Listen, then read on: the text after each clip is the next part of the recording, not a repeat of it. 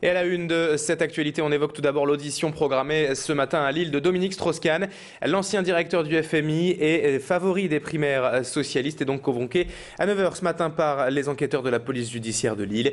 Une audition dans le cadre de l'affaire de proxénétisme dite du Carlton. DSK sera certainement entendu sous le régime de la garde à vue qui pourrait donc durer jusqu'à 48 heures.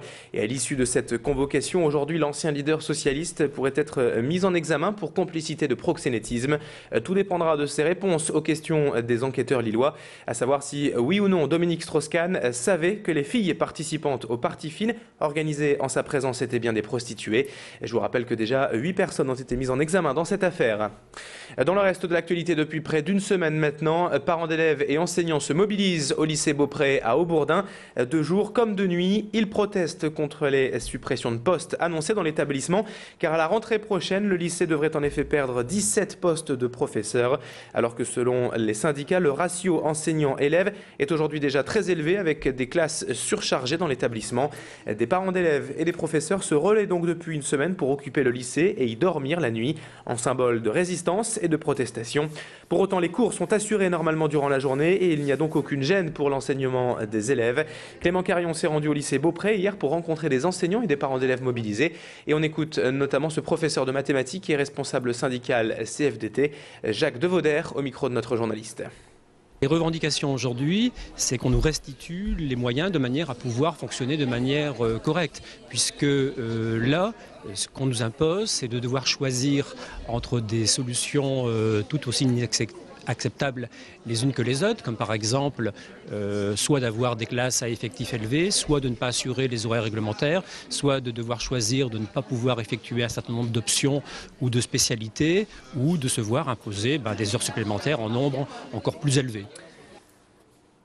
Tout juste 3 jours avant la venue de Nicolas Sarkozy à Lille jeudi en tant que candidat pour son 3e meeting de campagne, la ministre des Solidarités et de la Cohésion sociale, Roselyne Bachelot, était en visite dans la métropole lilloise hier. Elle s'est notamment rendue au CHI de Ouascal pour visiter le pavillon Nouvel Horizon et surtout à la crèche Rigolo comme la vie de Roubaix qui accueille 25 enfants, dont 8 en situation de handicap.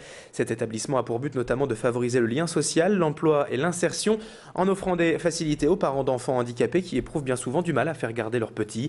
Ici, les enfants sont réunis au quotidien, handicap ou pas, et tous grandissent tous ensemble. Et c'est un exemple que Roselyne Bachelot veut voir développer sur le territoire national. On écoute la ministre des Solidarités au micro de Macha Grunessen.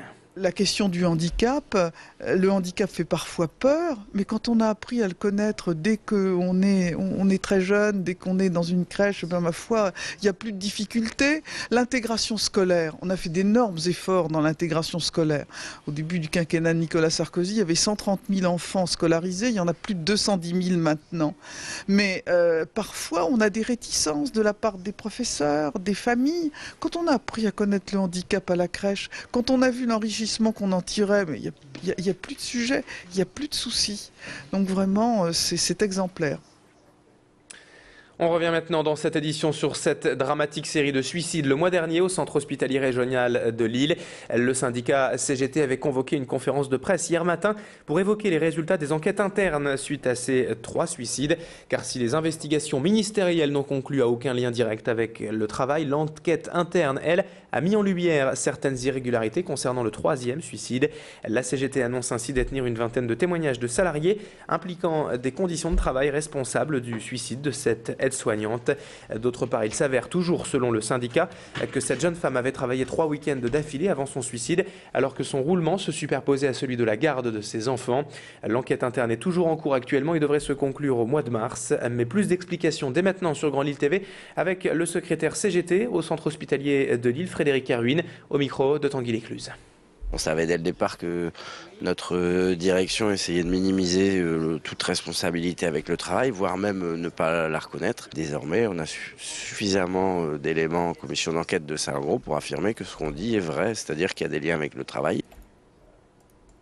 Et on termine cette édition avec du cinéma et nos plus belles vacances qui étaient présentées en avant-première hier soir au cinéma UGC à Lille. Et cette occasion, toute l'équipe, les acteurs Gérard Darmon et Julie Bernard, qui jouaient d'ailleurs dans Rien à déclarer, ainsi que le réalisateur Philippe Lelouch, ils étaient tous présents hier à Lille. Le film évoque un été en Bretagne un peu particulier pour des amis et un couple en difficulté, ou comment quelques jours ensemble, loin du tumulte du quotidien parisien, peut faire revenir l'amour et l'amitié. Le film sortira le 7 mars, mais on en parle déjà sur Grand Lille TV avec Julie Bernard. Au micro de notre reporter, l'actrice s'est confiée hier à Pierre Beauvillain. Je vous propose de l'écouter. On parle beaucoup de valeurs qui sont essentielles. Il y a toute cette histoire avec les enfants aussi qui est très touchante. Et puis toute cette amitié entre ces trois couples est très belle. Oui, moi, je suis tout à fait d'accord. C'est avant tout un film tendre. Comme on disait avec je ne sais plus qui, c'est une comédie d'auteur. C'est ainsi que se termine ce journal. Merci à toutes et à tous de l'avoir suivi. Restez bien dans notre compagnie en cette matinée. Dans un instant, à suivre l'infotrafic et surtout la météo du jour et de la semaine. Tout cela dans un instant. Excellente journée à vous sur Grand Lille TV.